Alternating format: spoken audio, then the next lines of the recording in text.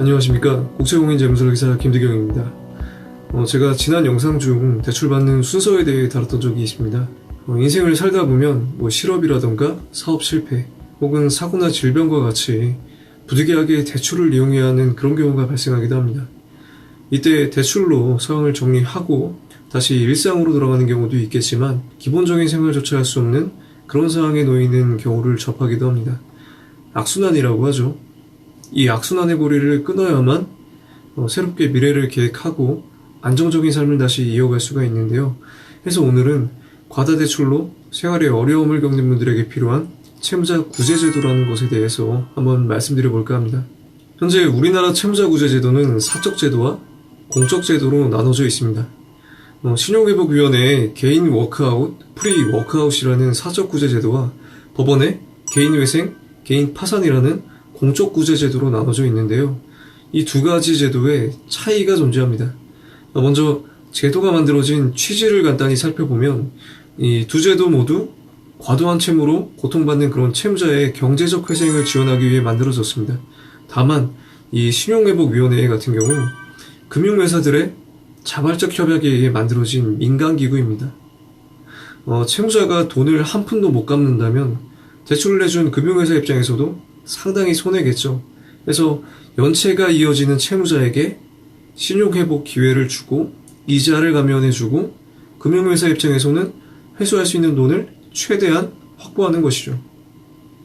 이 신용회복위원회의 워크아웃이 이미 연체가 이어지고 있는 연체자만을 대상으로 하고 또한 원금 감면 없이 이자만 감면해주는 그러한 이유를 이렇게 만들어진 취지를 살펴봄으로써 확인할 수가 있습니다.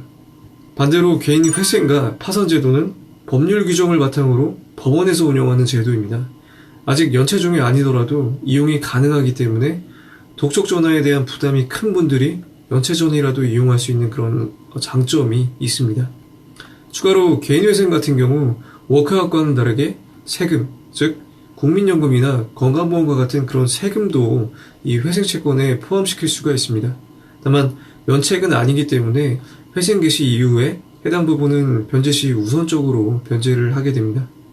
각 제도들 중에서 오늘은 사적구제제도에 대해서 좀 더 구체적으로 살펴보겠습니다. 먼저 신용회복위원회의 프리워크아웃입니다. 무담보 채무에 대해서 최대 10년간 분할상환 할 수 있도록 상환기간을 연장할 수가 있습니다. 또한 약정이자율의 절반을 감면해주고 조정이자율은 최대 5%까지 낮출 수 있습니다.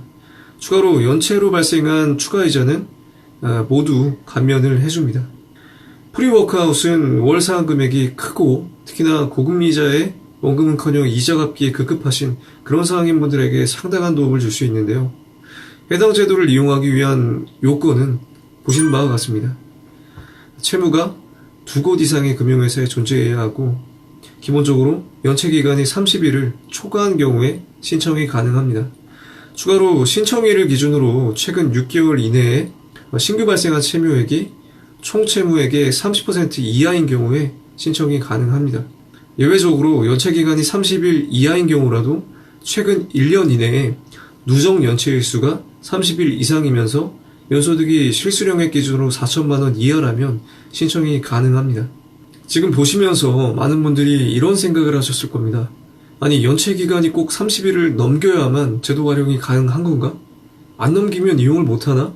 이런 생각들을 하실 수가 있는데요. 물론 최근 9월에 시행된 이 신속채무 조정제도는 연체 없이도 활용이 가능합니다만 감면 혜택에서 약간의 차이가 있습니다. 일단 제가 해당 부분은 잠시 후에 말씀드리기로 하고 우선 제가 조금 전 말씀드린 이런 제도가 만들어진 취지를 생각하시면 이러한 부분들이 좀 쉽게 이해가 가실 거라고 생각이 듭니다. 우선 국가가 아닌 금융회사들의 자발적 협약기구다. 그리고 신용회복 기회와 더불어서 이자 감면을 통해서 채무자에게 큰 도움을 주지만 분명 본인들의 이익을 위한 그런 행동에도 큰 이유가 있다라고 생각하시면 이러한 부분들이 좀 이해가 가실 거라는 생각이 듭니다. 못 받는 것보단 이렇게 해줌으로써 어쨌든 받아내면서 채무자와 금융회사가 서로 윈윈할 수 있는 그런 것이죠. 연체일이 90일 이상이 되면 프리워크아웃이 아닌 개인 워크아웃이라는 걸 이용할 수 있습니다. 프리워크아웃과 마찬가지로 이자를 감면해 주는데 절반의 감면이 아닌 이자 전액을 감면해주게 됩니다. 추가로 개인 워크아웃은 상환 중 조기 상환으로 잔액을 모두 면제한 경우에 원금의 10에서 15%를 감면해주는 그런 혜택이 있습니다. 이 상환 기간은 최대 8년이고 원금 중 손실 처리한 이 상각 채권에 대해서는 50% 범위 내에서도 원금을 감면해주게 됩니다. 여기서 상각 채권이라는 것은 이 금융회사가 채무자로부터 회수 불가능한 상태라고 판단한 것을 얘기하는데요. 일반 채권에서 삭제 처리한 것을 의미합니다. 통상 연체가 1년이 넘고 2년이 넘고 이렇게 오래된 경우에는 상각 채권이 되는 경우가 있는데요. 이 처리 기준은 각 금융사마다 좀 다르기 때문에 만약에 개인적으로 좀 확인을 해보시겠다라면은 지금 보시는 신용회복위원회 사이버지부 채권자 변동사항에서 확인해 보실 수가 있습니다. 앞서 잠시 언급한 신속채무 조정이란 제도가 추가적으로 9월부터 시행되고 있는데요. 연체가 없는 경우에도 연체 위험이 있다고 판단되는 경우에 채무 조정이 가능한 그런 제도입니다. 다만 앞서 말씀드린 워크아웃보다는 상대적으로 감면 혜택이 적은데요. 이자율은 기본적으로 15%, 신용카드는 10% 이내에서 약정 이자율이 결정이 되게 됩니다. 최장 10년간 분할 상환이 가능하고 채무자의 신용과 대출 상환 등을 고려해서 최장 2년 이내에서 채무 상환을 유예해주는 변제 유예가 가능합니다. 사실 이 유예가 신속 채무 조정의 가장 큰 장점이라고 보입니다. 보신 바와 같이 이 신속 채무 조정은 평상시에는 채무 상환이 가능했지만 실업이라든가 폐업 혹은 입원 치료와 같이 급격한 상황 변화로 인해서 당장의 채무 상환이 어려워진 그런 분들에게 가장 적합한 지원 제도라는 그런 판단입니다. 지금 말씀드린 프리워크아웃, 개인 워크아웃, 그리고 신속 채무 조정까지 각각 채무 조정이 필요한 여러 대상들을 상대로 감면 혜택을 지원하고 있습니다. 다만 많은 분들이 이런 해당 제도를 이용하기를 꺼리는 이유 중에 하나가 바로 기록, 즉 신용정보 전산망에 등재되는 이 신용회복 지원 중이라는 기록으로 인해서 차후 불이익을 받지는 않을까라는 그런 걱정 때문인데요. 우선 프리워크아웃과 신속채무 조정은 공공기록 정보가 등록되지가 않습니다. 이 개인 워크아웃만이 기록이 남게 되는데요.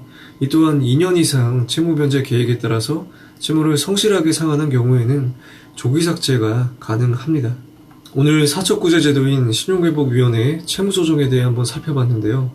사실 드러나진 않지만 상당히 많은 분들이 고금리 이자와 연체로 인한 독촉 전화로 인해서 일상이 망가지고 악순환을 반복하곤 합니다. 간혹 극단적인 선택을 하는 정말 안타까운 경우들도 있는데요. 이유가 이렇게 금전적인 이유라면 구제제도를 통해서 새 출발은 언제든지 가능합니다.